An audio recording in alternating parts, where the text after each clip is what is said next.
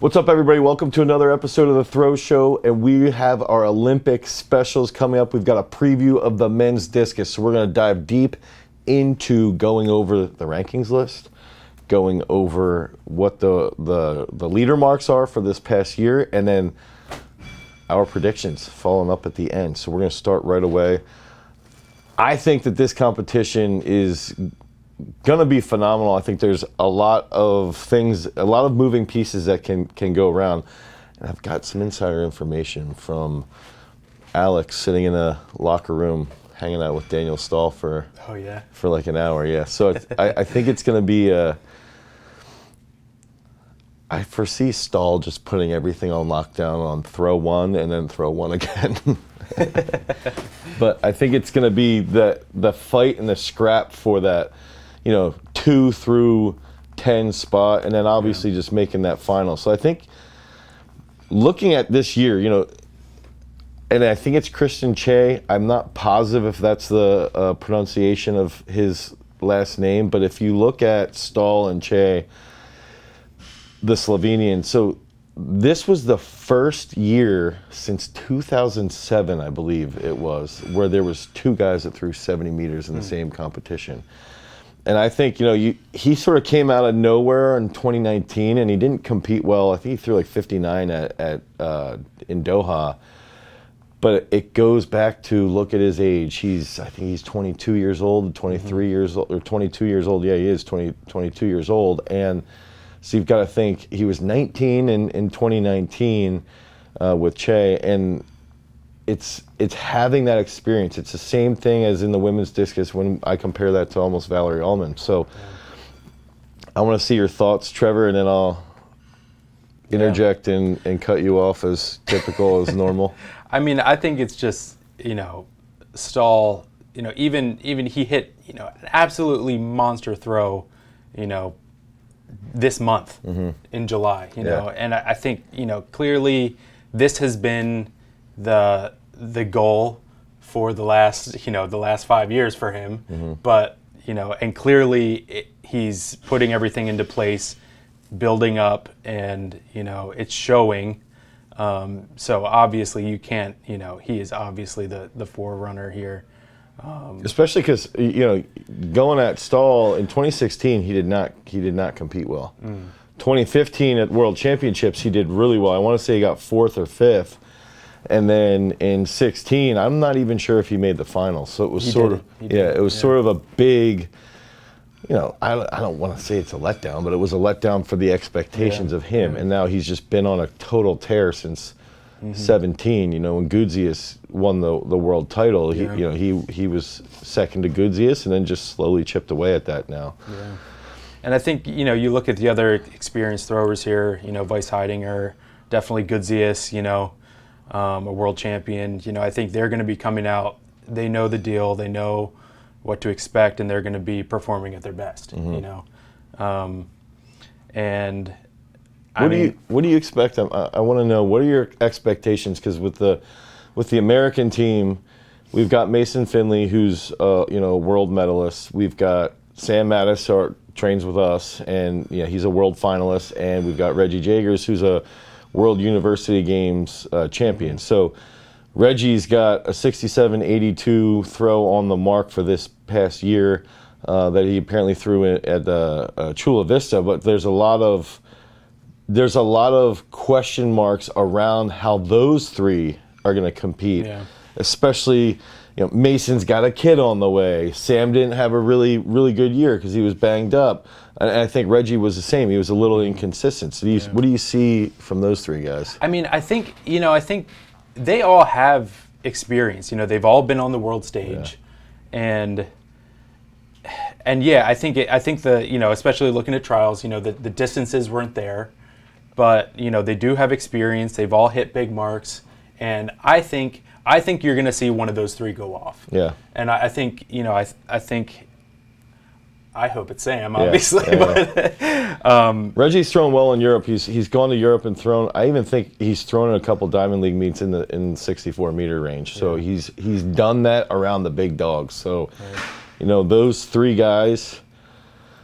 Sam looks like he's starting to really line things up right now in training. And you can't discount Mason. He's an Olympic finalist from 2016. Yeah. He's a world bronze medalist, 68-meter thrower in the stadium in London. So, and it's just when you're looking at this list, you're going, Weisheidinger.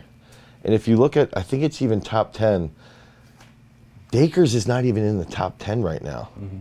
Dakers is not even in the top 12, and then you have to factor in his world ranking is second, though. Yeah. And I think that's where the world ranking is valuable, because Dakers is so consistent, and he's experienced, and I think I really think, and I feel like we're going to say this over and over again, but at the Olympics, I think experience is one of the biggest things you can have on your side. Now, Fedrick, went to 2016 and he had one of the best throws in the world, and he didn't make the final either. That year was funky. Harding didn't make the final. Daniel Stahl didn't make the final. Dakers didn't make the final. So it's like, could that, in theory, because he hasn't had the best year in 2021, with his inconsistent year in 2021, could that have a negative impact on his performance? As an athlete, sometimes you can peek inside the brain and see he's had an inconsistent year and he didn't do well in 2016. Could that have a negative impact on his result here in Tokyo? Yeah, I think that's an interesting question. But now, if you're looking at that world ranking of the actual points, you start to see names like Matt Denny, who is absolutely a phenomenal competitor at the world stage. On top of Denny, then you're going to see Ola, who made the world final. I think he got 10th. You see Parelis, who's basically PRs at every single major championship. He'll throw okay for the entire year and then goes to world champs and throws 66 meters. So it's like you start to see on that world list for rankings for the points, who in there could shake things up, and then you don't even bring up.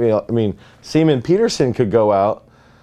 And with a world mark this year at 69.48, if Peterson throws 69.50 at Tokyo, that could win it. That could snipe Stahl. He has beaten Stahl, I want to say, a handful of times, 2 or 3 times.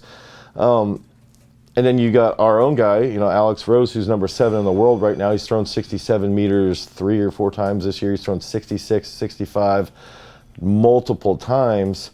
He's beaten Weisheidinger. He's beaten Dakers 2 or 3 times. So it's like he's another guy that can really come in there and shake up those top 5 guys. Hopefully, yeah, ideally, definitely. That'd be really fun. That would be. All right, so let's see. I almost want to do the prediction on the final, on what the distance is, and then top 3 with the winner. Yeah. I do want to throw out a dark horse for this title. I do believe Gudzius is a dark horse. Mainly because if you watch some of his videos, especially from the Diamond League last week in, I want to say that was in Stockholm, he looks so fast, and he looks like he's like starting to come into even more form. So he's just one of those guys that smashes his finish, and he's so quick out of the back. He could be a guy that shakes everything up. Yeah. And if you think about it, with Stahl too, no one's invincible. Right. And he might be really building up. He might be ready to hit a huge throw, but to say he does it in 6 throws, right. Who knows? Yeah. Right. And depending on a lot of circumstances, but. So we'll go top 12, the mark for top 12. Okay. Top 3 medalists. Who wins with the distance? It's a lot of predictions. It's a lot of predictions. That's a lot of stuff to get wrong. All right, so what does it take to make the top 12? Top 12 is going to be 63.85. All right.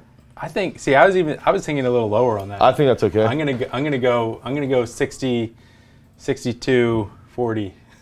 I want to say in 12 it was 60. It was like 63.40, I think. Okay. 63.20. Okay. So that's not. You're not far off. Yeah. It could be 62. Yeah. Ideally, it would be. Because we'll have 2 guys in the final. Yeah. So top 12, 60, 380 to get through. Now that's going to be different in the actual final. I think to medal, we're gonna see a 67, 70 is going to be top 3. See, there I think it's 68. You're going to go higher, yeah. I'm going to go 68 for the medals. 68, 15. I believe Daniel Stahl is, if I bet money, I don't bet at all. And I don't know how odds work, but I'd put $1,000 on Stahl. Yeah, I have to go with Stahl too for the win. So I think second and third are the ones that are going to be much more interchangeable, though. Can I give my top 3? Yeah. Stahl is number 1. Gudzius at 2. Alex Rose of Samoa, number 3. And Alex is going to drop that big bomb and bring home the bronze, and he's going to snipe. Peterson's going to be in there at number 4. And I think Che's going to be coming in at 5. I think Sam's going to get 7th. You want to just do the rest of the 8 while you're at it? I'm going to take Stahl first. I'm going to go Peterson second. Ooh, that's a big one. I wouldn't be wearing the shirt if I didn't think Alex was going to get third. Yes.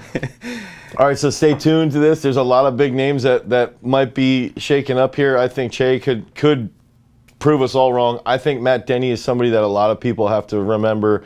Perellis, if he's going to be there. Now he is older. Perellis is, I think he's my age, so he's 37, I think. But there's a lot of names like Ola, Matty Denny, and we can't forget Jasinski, who was the bronze medalist in 2016. These are a lot of guys that are proven. I want to see just a little bit lower here. And then the one that we have not mentioned, which is I did not realize Mikita Nestorenko's throwing in. Jeez. But the one that we haven't even touched on, that we haven't talked about, is Lawrence Okoye. And I think that we've all got to be ready for him to come out absolutely. and do. He's just been steadily improving throughout the entire season. Yep. And so that could be like, if I have a little bit of a mulligan, he would be a sneak into that top 6 position. Yeah. But stay tuned to the Olympics. Stay tuned to those results. And I'm going to be in Tokyo. I'm going to be at this competition. I've got 2 athletes with Alex and with Sam Mattis. We're going to be tracking what they're doing in training, posting everything on ThrowsU's Instagram and on my personal Instagram, Ghostface D Miller. So it's going to be a fun time when we head out to Tokyo and see what happens. Yeah.